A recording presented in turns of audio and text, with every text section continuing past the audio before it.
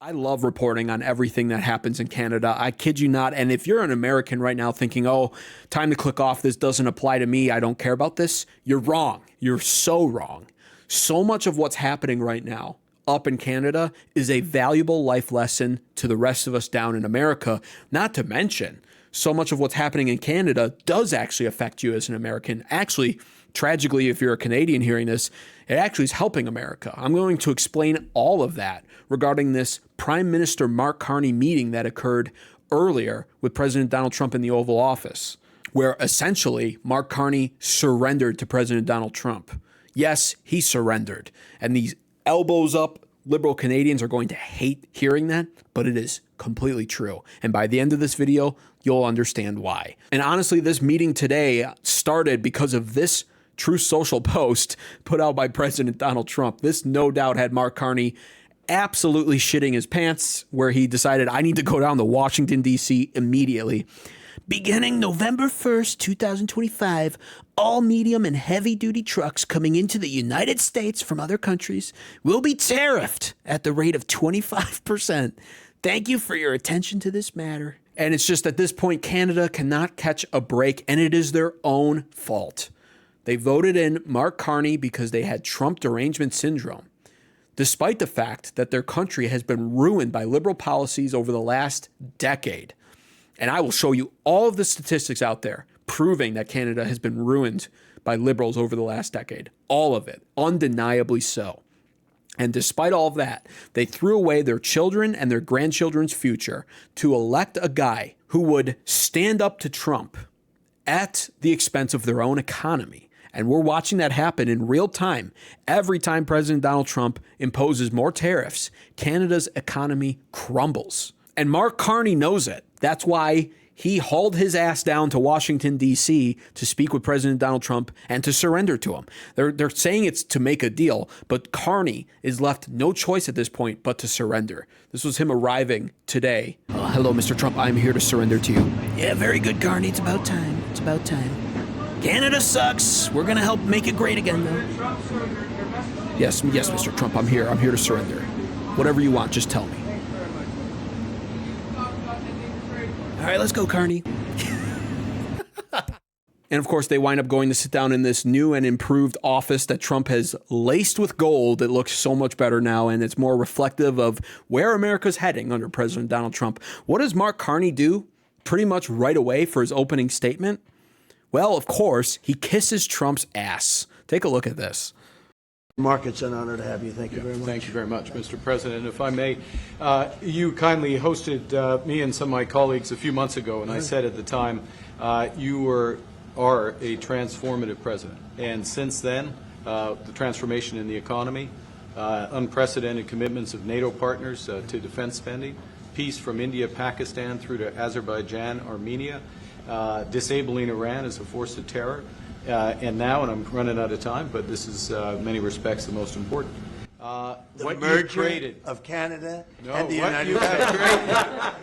That wasn't where I was going. On this. The merger of Canada to the United States, and that's only a half a joke, believe it or not. It could actually wind up happening to some degree because Canada's economy is crumbling. And before I get to all of the statistics to prove that, I just want to say Mark Carney ran on being elbows up, we're going to elbow Trump. I'm the Trump whisperer. I will dominate Trump and make Canada the best economy out of all G7 nations. Well, has he been elbows up at all? No. I gleefully covered this report early on. Canada's new tariffs on U.S. dropped to nearly zero with some exemptions, Oxford says. This was a BNN Bloomberg report back in May of 2025 this year. Mark Carney ran on imposing tariffs and being able to enter a trade war with the U.S. and with Trump and coming out on top, and Canadians believed him. They genuinely thought that Canada could stand toe-to-toe with America, that he could stand toe-to-toe with Trump. They were completely wrong. And actually, the most juicy part about this story was that Mark Carney, even before he was sworn in, had already created the loophole for American businesses to dodge all of the supposed Canadian reciprocal tariffs that were set to be in place during this trade war with the U.S.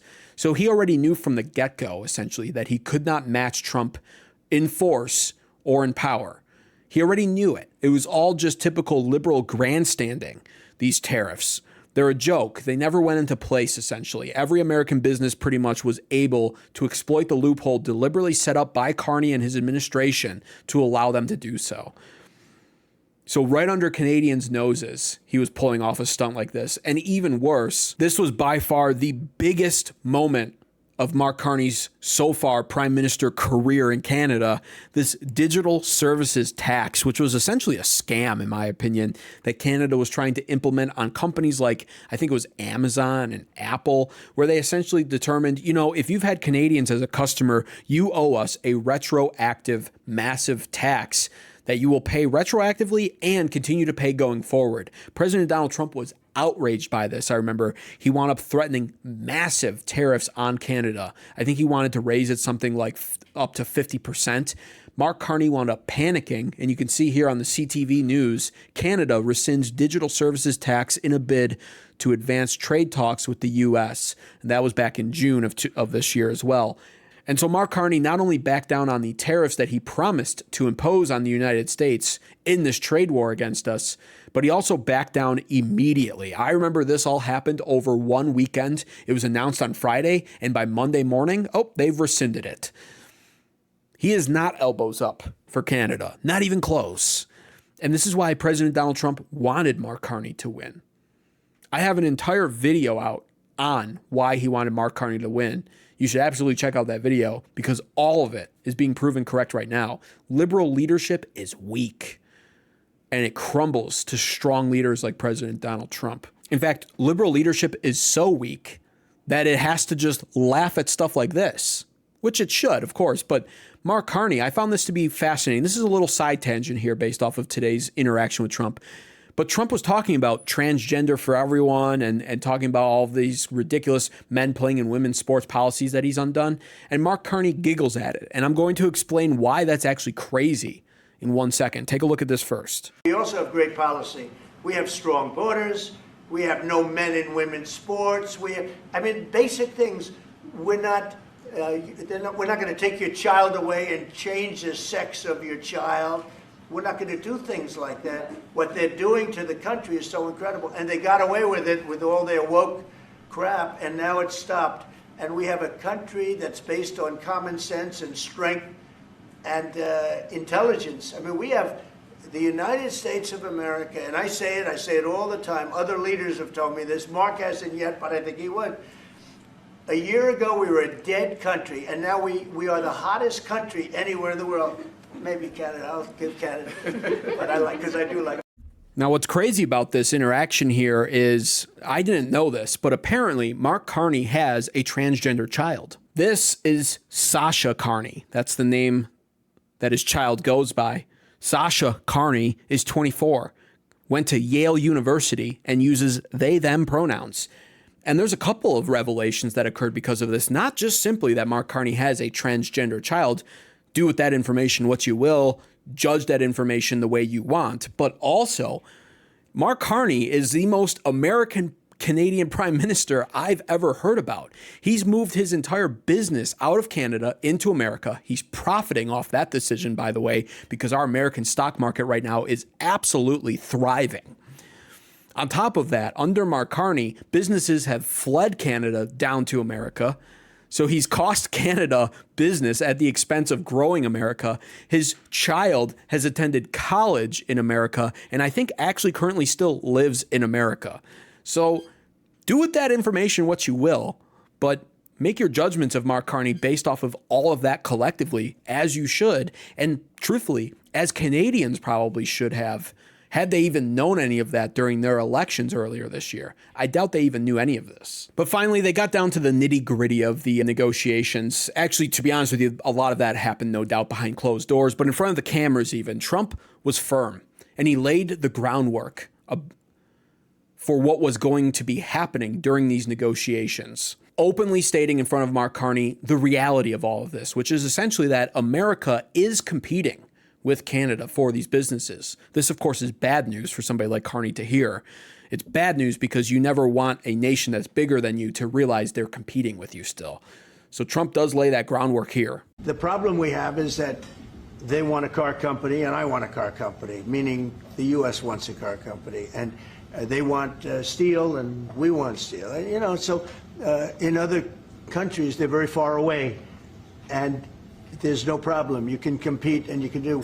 We don't like to compete because we sort of hurt each other when we compete. And so we have a natural conflict. It's a natural business conflict. Nothing wrong with it. And I think we've come a long way over the last few months, actually, in terms of that relationship. So when it comes to trade, the United States was always giving everything. They gave everything to Canada. They would let car companies leave here and go to Canada. But that hurts the United States. And, other presidents didn't see that. They weren't business-oriented. They might have been good politicians in some cases, not in all cases. They were bad at both. But it's a very natural conflict, and it's something that we're working on. President Donald Trump, after this, was then asked about making compromises with Canada in this trade war, trade feud, whatever you want to call it. And his answer is also very eye-opening, and quite honestly, the answer I, as an American, want to hear my president say. He essentially winds up stating things in a way that forces the conclusion to be drawn that it's more on Canada to compromise with us. Citing the history of our trade with Canada, where he brings to everyone's attention that America has been compromising with Canada for years now, and stating things in a way where the conclusion is it's now Canada's turn to compromise with us. And I love this. Mark Carney, however, doesn't. Are you willing today to offer some compromise to Canada, maybe on steel, on anything else? Well, we've made compromise, and we've made some compromise even on steel. But, we have the same basic authority and the same this could be also a little bit of a conflict with other countries all over the world on steel, because we want to make our own steel. We don't want to bring steel in for the most part, but we will bring it in, and we do bring it in. We continue to bring it in from Canada, but there is a tariff to pay. And I think that would be a normal thing to say, but we've come a long way. I think, Howard, we can truly say, do you want to make a comment on that? Well, I think the opportunity to work together, and as you said, there's conflict. Why do we make cars in Canada? You've called that out, and you've addressed that. So there are places we should work together, and there are places that we have natural conflict. It's a tough situation because we want to make our cars here. At the same time, we want Canada to do well making cars. So we're working on formulas, and I think we'll get there. And again, this is the reality of it. As an American, I am thrilled to hear that we are taking business away from Canada, because it does mean that America benefits from that, especially when it comes to the automobile industry. Like he said, Detroit is a great example of this, where we, for some reason in America, allowed Detroit's automobile sector to be completely dismantled and then spread out to countries like Canada and Mexico, just in the name of helping them out and being good neighbors. And over the years, that's been nothing but a detriment to us, to our American citizens, our workers, our economy, everything. And Trump is bringing that back, or at least trying to, which is noteworthy and noble. I am 100% behind that. American steel used to be our pride and joy. And for some reason, again, in the name of being good neighbors, we said, hey, Canada, we'll just subsidize you for your steel industry and we'll buy our steel from you now, even though we make great steel. Well, of course, we stopped making steel when we gave up large portions of our automobile sector to other countries just to help them out. So it was a twofold thing happening, and it's been terrible for us. And it's great to see a resurgence in those sectors coming back to America under President Donald Trump. It's not great if you're Canada, and it's definitely not great if you're trying to lead Canada right now like Mark Carney is. He essentially had to sit there and realize he's dealing with a leader now, a president of the United States who understands the economy and who is truly putting America first. And you can see that reality setting on Mark Carney during this portion of the interview.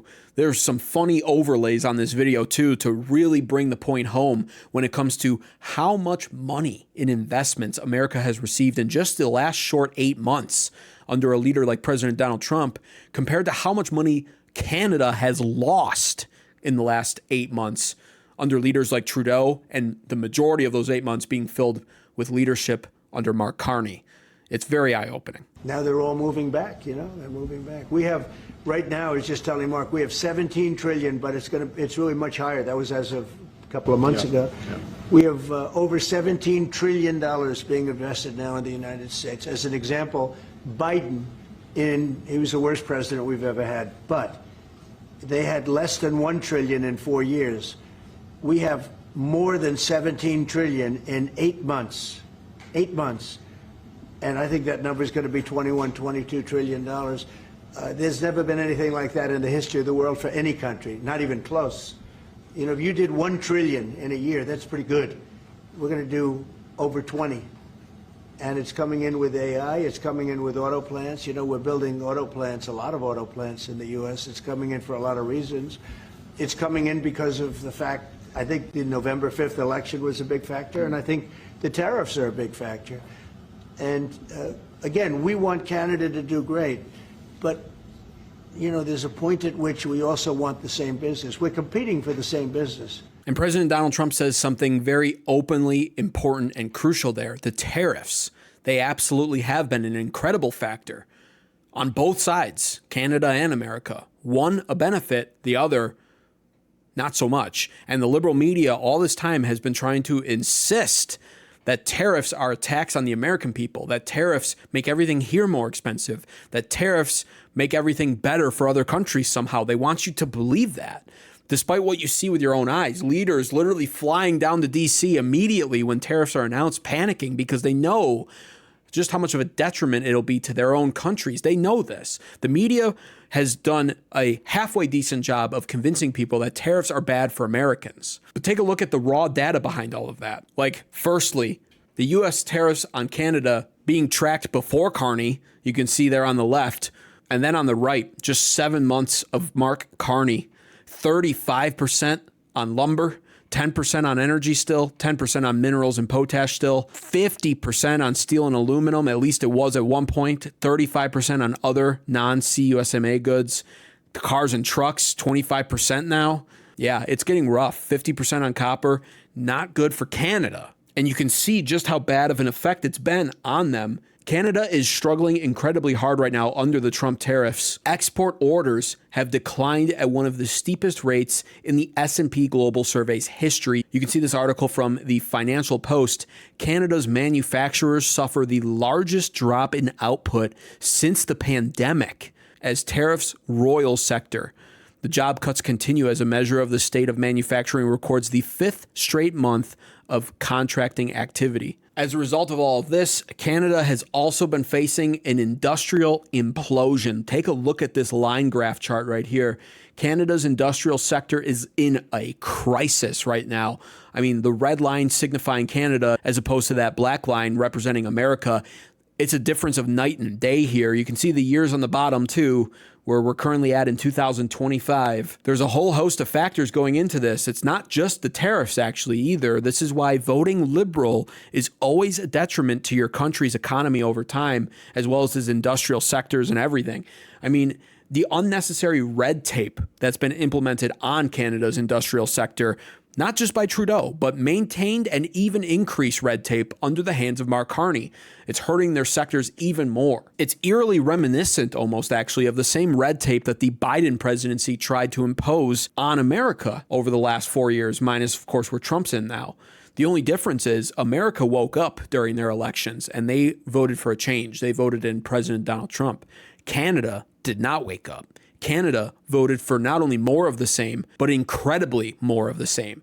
Canada voted to increase this pace of their industrial sector imploding by voting in Mark Carney instead of Pierre Poilievre, who would have been the more ideal candidate for them. And that's reflective also on Canada's GDP per capita growth, which has been absolutely embarrassing. This is a 10-year bar graph of Canada. They are dead last in economic growth amongst all other developed nations, with only an average of 0.5% of GDP per capita growth over the last 10 years. Even Germany here, which is the second worst, grew 10 times more than Canada did over the last 10 years. This is what liberal leadership looks like, people. That's the lesson here and why it's important, even as Americans, to pay attention to this. Meanwhile, you can see the performance and difference when it comes to the United States in GDP per capita growth at 20.7% over the last 10 years. We literally grew 40 times more than Canada did 40 times. And for some reason, with all of those facts in mind, Canadian voters and Mark Carney himself were delusional enough to think that they could stand up against the might and power of America and our economy. They thought they could go toe-to-toe with us in a trade war, economy versus economy. What were they thinking? You can see here, this is a more pinpointed reflection of Canada's GDP per capita growth over the last 4 years rather than the last 10. And you can see it's Australia first there on the bottom. Canada's the second one, where they experienced negative GDP per capita growth, the worst 5-year decline since the Great Depression. And a large part of the problem with this is that they were importing millions of unskilled immigrants from third world countries into their country. Again, a leading factor in why America voted for a change back in November. We literally saved our country by voting in President Donald Trump, whereas Canada earlier this year made the worst possible decision when it came to voting in their leader. And I can demonstrate that to you as well. Article here by CBC. This is a second quarter update for Canada, which has been purely under Mark Carney's leadership. The Canadian economy has shrunk by 1.6% in the second quarter as the U.S. tariffs squeeze the exports. Contraction was much larger than expected. And it's funny because just 6 months ago, Mark Carney said he'd make the Canadian economy the strongest in the G7.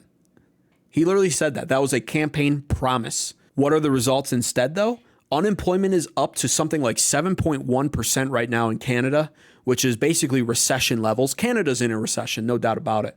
Youth unemployment is even worse. It's catastrophic. In the age range of 15 to 24-year-olds, youth unemployment has soared above 14%. And the living costs are up all across the board. Canada's also entering a housing crisis. In Ontario, for instance, everything is falling apart as Mark Carney is being proven to not just be a liar, but also a fraud. He's a fraud, and he always has been. There's a comparison for you just to understand this is the second quarter performance across the board when it comes to G7 countries. You can see the negative ones there. Canada is leading the way. Negative 1.6% GDP growth for the second quarter in Canada, as opposed to America being the leader once again, coming in higher than expected, mind you, at 3.8% growth.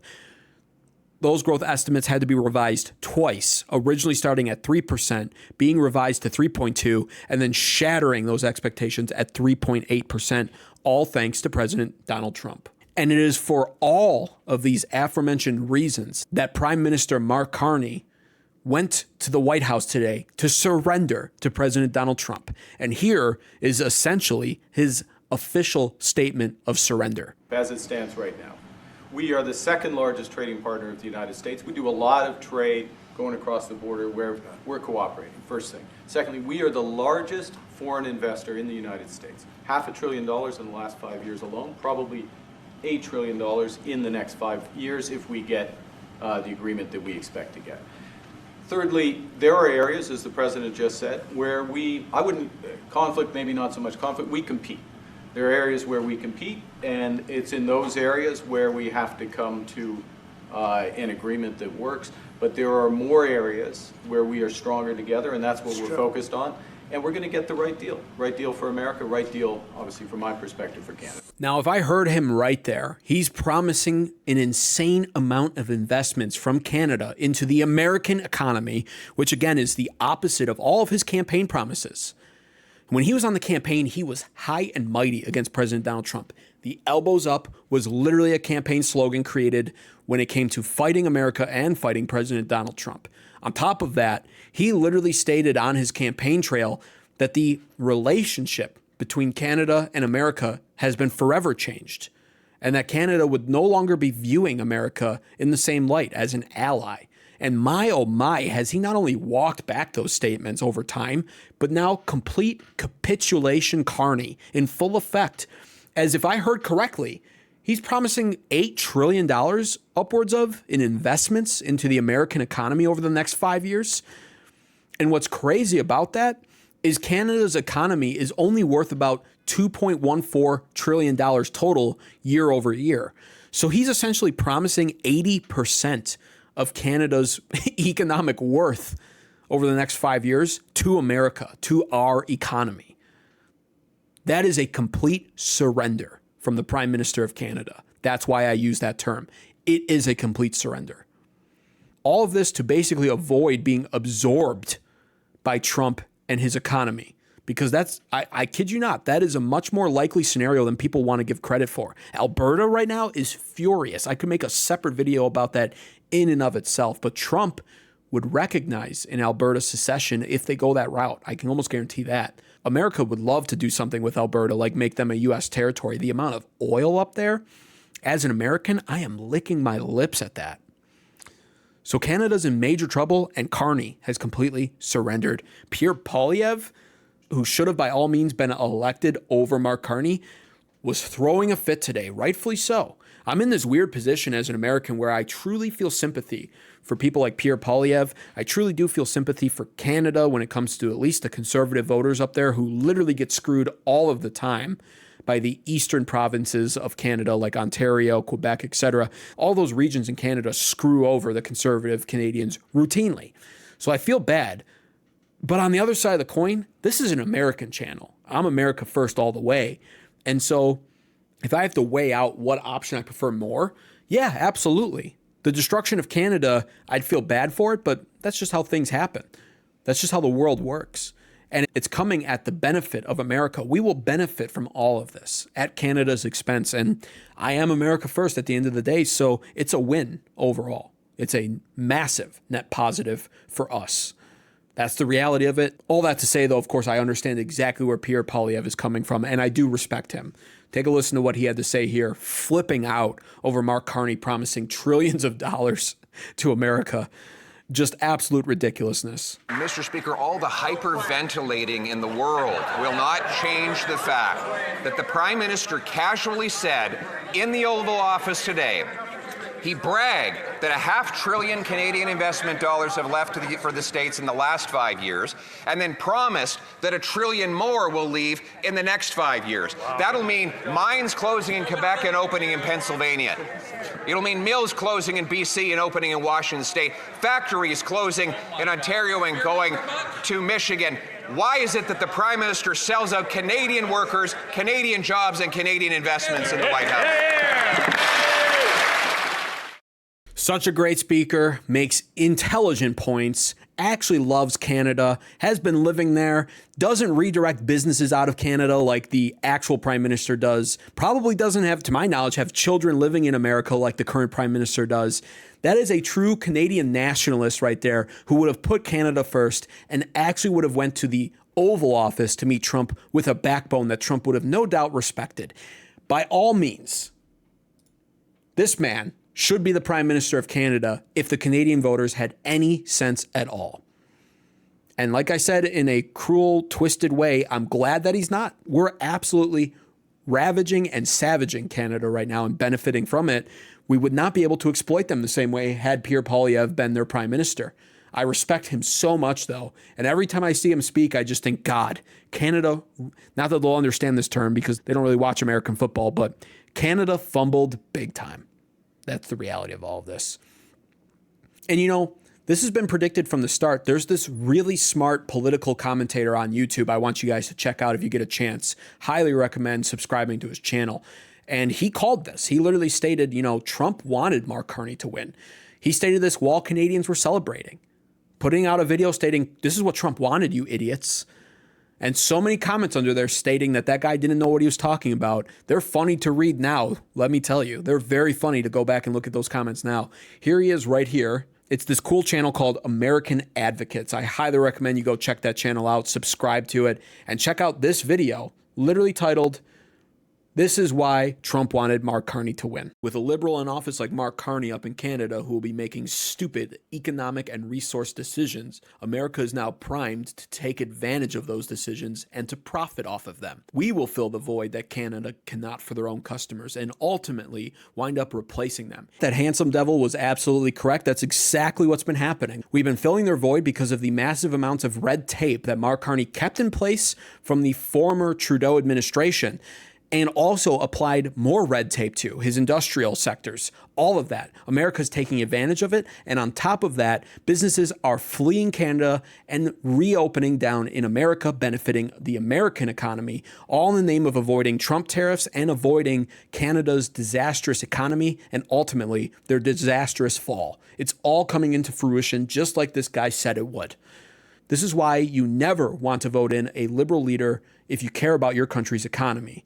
But this is also why, if you want your country to be able to take advantage of other countries, you pray night and day that they'll vote in liberal leaders for their countries because it makes them much weaker and easier to take advantage of. That's the moral of the story here if you're an American. If you're a Canadian, the moral of the story is you need to call for another election because your country allows that, and you need to do that immediately. And you need to get Mark Carney out, and you need to get Pierre Poilievre in.